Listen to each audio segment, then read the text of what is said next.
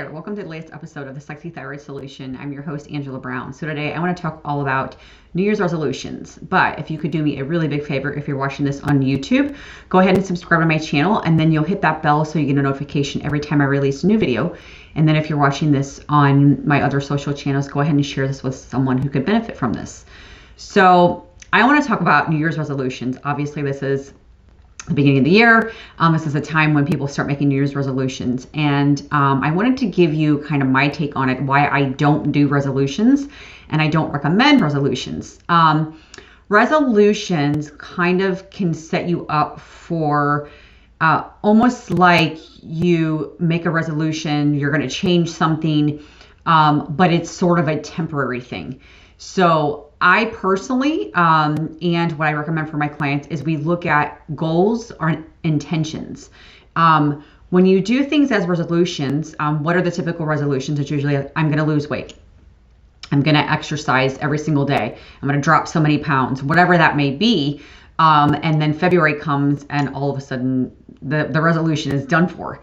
So what I like people to do is to look at more goals and intentions. So if your goal actually is that you actually want to lose weight, then apply the intentions that's going to get you there.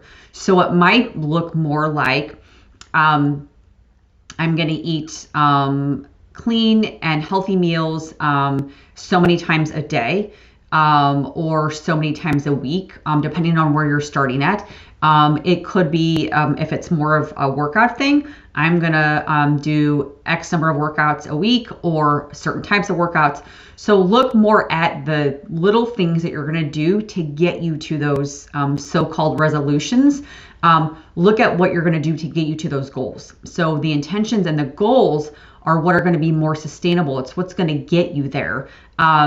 That's why I looking at things like that versus a resolution. Because like I said, resolutions, when you say, this is my resolution, it usually doesn't, it's hard to follow and most people don't quite get to that. And by February, they're already off the resolution. So when you start looking at little things, and it can be something small, it might be something so very tiny of like an intention to get you there, but it all adds up. And the other thing to also consider is it can change. So if your resolution is that you want to lose an X number of pounds or you want to work out or whatever that is, that may change by like February, March. So that's why I like looking at intentions and goals, because you can modify those so much easier. And those little things, like I mentioned, all those little things add up and can really get you there.